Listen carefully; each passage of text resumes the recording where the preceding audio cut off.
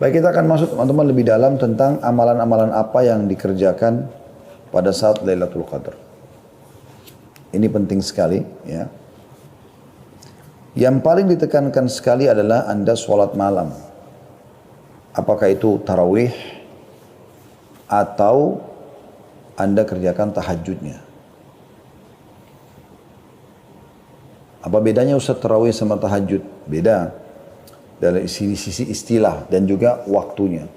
Tarawih santai, dimulai dari setelah Ba'diyah Isya sampai Masya Allah terserah kita mau selesaikan jam berapa, tergantung kadar ayat yang kita baca. Tahajud dikerjakan di sepertiga malam, ataupun sudah lewat pertengahan malam, gitu kan. Walaupun sama-sama qiyamul lail. Tapi dari dua ini Anda jangan keluput salah satunya. Baik itu sholat tarawihnya ataupun sholat tahajudnya. Bagaimana Ustaz kalau saya mau gabungkan keduanya? Boleh. Makanya di Masjid Haram Mekah dan Masjid Nabawi Madinah kan melakukan itu. Mereka ada sholat tarawih, hanya saja di 10 terakhir Ramadan, kayak mulai tadi malam, di malam ganjil itu mereka sudah tidak lagi mengerjakan witir di sholat tarawih. Jadi cuma tarawih 20 rakaat, kemudian mereka tidak witir, nanti sekitar jam 12 malam, atau setengah 1 malam, mereka baru mengerjakan qiyamul lail lagi dengan witir. Jadi kurang lebih jam setengah 1. Mereka kerjakan kadang-kadang 11 rakaat sampai 13 rakaat. Seperti itulah. Dan ini teman-teman kalau mau dapat keutamaannya, terutama dengan pembersihan dosa-dosa seluruhnya tidak terkecuali, Anda harus penuhi syaratnya 2. Sabda Nabi SAW yang masyhur dalam hadits Bukhari Muslim, Man qama Ramadhana imanan wa ihtisaba ghufira lahu ma taqaddama min dhanbi. Barang siapa yang mendirikan malam Ramadan karena keimanan dan mengharapkan pahalanya, dibersihkan dosa-dosa yang telah lalu. Dan di Lailatul Qadar lebih ditekankan lagi, karena kata Nabi SAW, Man qama Lailatul Qadri imanan wa ihtisaba ghufira lahu ma taqaddama min dhanbi. Barang siapa yang bangun di malam Lailatul Qadar karena keimanan dan mengharap pahalanya, maka dosanya yang lalu akan diampuni.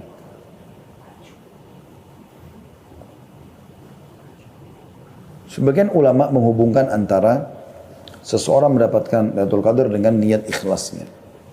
Kapan dari awal dia berharap sekali Allah berikan Lailatul Qadar, maka Allah akan mudahkan. Imam Nawawi rahimahullah berkata, aku sangat menunggu Lailatul Qadar, dan satu waktu aku lagi tertidur di malam ganjil, dan kebetulan atap rumahku terdiri dari pelapa-pelapa kurma, jadi ada celah-celahnya, gitu kan. Dan pada saat aku lagi tidur, ada cahaya bulan yang sangat terang menerpa wajahku, dan aku pun melihat ke lubang dan aku lihat bulan sangat terang. Maka aku pun bangun untuk mengerjakan sholat malam, dan aku yakin itu adalah malam Lailatul Qadar.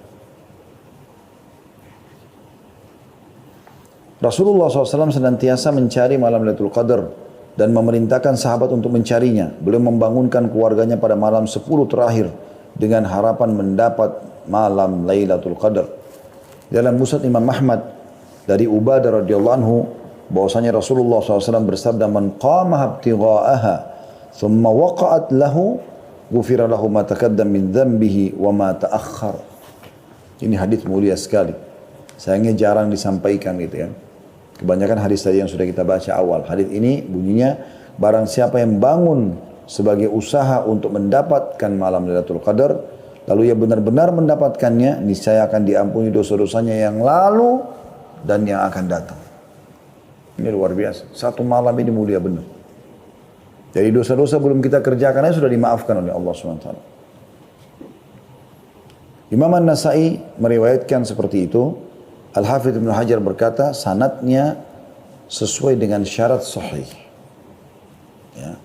Jadi kalau tadi yang pertama kita bacakan itu, siapa yang mendirikan malam Lailatul Qadar karena keimanan dan mengharapkan pahala, dibersihkan dosa yang telah lalu. Yang lalu saja yang telah dia lakukan. Kalau ini tidak, hadis ini sahih juga, siapa yang mengejar Lailatul Qadar, sengaja memang mau target nih. Kayak sekarang kita bahas ini kan mengejar Lailatul Qadar, itu tujuannya. Jadi hadis ini tujuan, ini adalah sebab judul, gitu kan. Barang siapa yang mengejar Lailatul Qadar dan betul-betul mendapatkannya, maka ia benar-benar diampuni dosa-dosanya yang lalu dan akan datang. Telah dinukil dari kaum salaf, dari kalangan sahabat dan tabi'in bahwasanya mereka mandi dan memakai minyak wangi pada 10 malam terakhir untuk mencari malam Lailatul Qadar. Malam yang telah dimuliakan dan diangkat derajatnya oleh Allah SWT. Jadi mereka bahkan sampai pada tingkat mengemas malam itu dengan baik. Pakai baju yang paling bagus, baju baru, minyak wangi terbaik hanya untuk menyambut Lailatul Qadar. Supaya mereka menghadap kepada Allah SWT dalam kondisi sempurna. Seperti itulah. Jadi orang-orang yang suka nyanyiakan waktunya, umurnya, kejar apa yang terluput dalam hidupmu dengan Lailatul Qadar. Ya. Sebab malam ini adalah pengganti umur. Belum tentu umur kita sampai 1000 bulan. Dan insya Allah mudah-mudahan lebih dari itu. Tetapi permasalahannya, banyak orang yang tidak sampai ke situ. Memang umurnya sudah dipatok oleh Nabi SAW antara 60 sampai 70. Adapun lebih sangat sedikit. Maka dia seperti pengganti umur kita semuanya dengan beramal saleh pada saat itu. Taubat pun seperti taubat 1000 bulan. Barang siapa yang tidak mendapat kebaikan pada malam itu, niscaya mereka manusia yang paling rugi. Dan malam ini sekali lagi berjalan untuk datang di 10 akhir Ramadan dan lebih banyak terjadi di malam-malam ganjil. Berdasarkan hadis dan sering kali terjadi di malam 27. Tapi tidak harus dipatok di situ ya. Berdasarkan riwayat Muslim dari Ubay bin Ka'ab radhiyallahu anhu bahwasanya ia berkata, demi Allah sungguh aku mengetahui datangnya malam itu, yaitu pada malam yang Rasulullah SAW memerintahkan kami untuk menghidupkannya, tepatnya pada malam ke-27. Sampai-sampai Ubay radhiyallahu anhu bersumpah untuk hal itu. Beliau berkata, aku dapat mengenalnya melalui tanda-tanda dan alamat yang diberitakan Rasulullah SAW kepada kami, yaitu matahari terbit tanpa cahaya yang menyilaukan pada pagi harinya. Jadi ini Ubay bin Ka'ab kata sebagian ulama kemungkinan coba menjelaskan ya, tentang kondisi beliau pada saat itu. Jadi beliau memang disuruh Nabi SAW untuk mengerjakan ibadah dengan para sahabat dan pas malam 27. Maka beliau berpatokan itu adalah malam Lailatul Qadar. Walaupun secara umum pendapat ulama mengatakan berputar di seluruh malam-malam ganjil. Itu amalan yang pertama yaitu sholat. Memperbanyak sholat, ya, terutama sholat malam. Bahkan tadi dianjurkan agar bisa mandi khusus untuk malam itu dan memakai wangi-wangian serta baju terbaik. Yang kedua, kita banyak mengucapkan doa yang diajarkan Nabi SAW kepada istrinya yang dicintai kekasih Nabi SAW, Aisyah radhiyallahu anha. Beliau berkata, wahai Rasulullah, apa yang akan aku baca bila bertepatan pada malam itu, Lailatul Qadar? Maka kata Nabi SAW, ucapkanlah, Allahumma innaka afuwun tuhibbul afwa fa'fu anni. Ya Allah, sungguhnya engkau maha pemberi ampunan dan menyukai orang yang memohon ampun, maka ampunilah aku. Ampunilah aku. Ya. Jadi termasuk adalah hal yang luar biasa. Ya. Bagaimana ucapan ini adalah ucapan yang memberikan makna yang sangat dalam kalau seseorang itu berusaha tentunya semaksimal mungkin agar dia bisa mendapatkan pengampunan. Karena sekali Anda mohon ampun kepada Allah SWT pada malam itu, seakan-akan Anda memohon ampun kepada Allah dari sisi pahala dan juga ijabahnya 1000 bulan atau 83 tahun plus 4 bulan. Ini termasuk dalam doa-doa yang baik teman-teman dan zikir. Dan ini juga termasuk amalan yang harusnya selalu dijaga. Ya. Apalagi kalau Anda mengejarnya di sepertiga malam terakhir ya. 3 atau 2-3 jam. 4 jam lah sebelum subuh. Anda fokus di situ. Maka insya Allah memperbanyak istighfar untuk mendapatkan fadilah atau keutamaan dalam ayat dikatakan wabil ashari hum yastaghfirun. Mereka selalu beristighfar di waktu-waktu sahur atau waktu menjelang subuh. Doa mustajab karena sepertiga malam Allah turun ke langit bumi. Ya, kemudian juga minta agar diberikan takdir baik, ya, kebaikan-kebaikan semua karena memang pada malam itu semua perkara tentukan atau ditakdirkan oleh Allah Subhanahu wa taala. Yang ketiga teman-teman yang Anda lakukan adalah i'tikaf.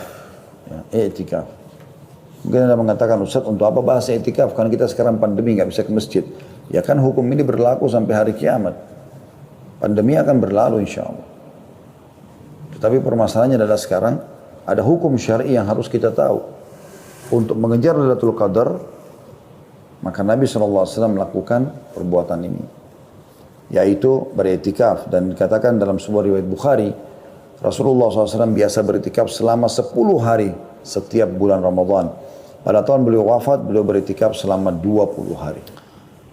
Tinggal 2 amal teman-teman sekalian, saya ringkaskan. Umroh. Umroh secara umum di bulan Ramadan besar sekali pahalanya. Karena kata Nabi SAW dalam hadis Bukhari Muslim, umratun fi Ramadan ta'dilu hajjah. Pahala umrah di bulan Ramadan sama dengan haji bersamaku. Atau sama dengan ibadah haji, maaf. Saya ulangi, pahala umrah di bulan Ramadan sama seperti haji. Dan dalam riwayat lain ditambah hajjatan ma'i. Sama seperti menunaikan haji bersamaku. Tentu sekarang subhanallah masa pandemi lagi ditutup ya. Tapi kan ini baru sekarang. Saya pun setelah 45 tahun melalui hidup ini. Seingat saya dari saya balik mungkin ya, yang saya mulai kenal Masjidil Haram, setahu saya belum pernah ada halangan seperti ini. Ya, ini baru terjadi di masa kita lah istilahnya. Maka insya Allah tahun-tahun depan, Anda kalau bisa umroh cuma sekali seumur hidup, umrohnya di bulan Ramadan. Kalau bisa 2 kali setahun, maka satunya bulan Ramadan. Intinya kalau bisa berapa kali pun dalam setahun Ramadan jangan sampai luput. Ya, usahakan ini. Terutama kalau kita hubungkan dengan bahasan kita di malam Lailatul Qadar atau di malam ganjil. Makanya kita temukan di malam 27 itu luar biasa penuhnya. Penuhnya luar biasa Masjidil Haram itu. Ya, luar biasa penuhnya. Mengalahkan haji bahkan. Gitu kan. Karena banyaknya orang yang mengenal atau mengejar Lailatul Qadar ini. Yang terakhir teman-teman sekarang yang kami tekankan adalah membaca Al-Quran. Membaca Al-Quran. Karena ini memang baca Al-Quran mungkin kita sudah tahu semuanya. Tapi sayangnya masih sangat sedikit orang yang memikirkannya. Al-Quran teman-teman sekalian bukan karangan seseorang. Tetapi dia adalah kalamullah. Bulan Ramadan adalah bulan Al-Quran. Dan Lailatul Qadar malam turunnya Al-Quran. Ini poin yang sangat penting. Kita semua dianjurkan memperbanyak membaca Al-Quran, mengkhatamnya. Di antara salafus soleh ada yang menyibukkan diri dengan hal-hal yang berkaitan dengan Al-Quran, mulai membaca, mempelajari dan mentadaburinya. Bahkan malaikat Jibril alaihissalam memperdengarkan Al-Quran setiap malam kepada Rasulullah SAW di bulan Ramadan. Uthman bin Affan radhiyallahu anhu mengkhatam Al-Quran setiap hari pada bulan Ramadan. Jadi 30 kali khatam kalau 30 hari. Allah musta'an atas kekurangan kita. Semoga Allah mudahkan kita seperti beliau.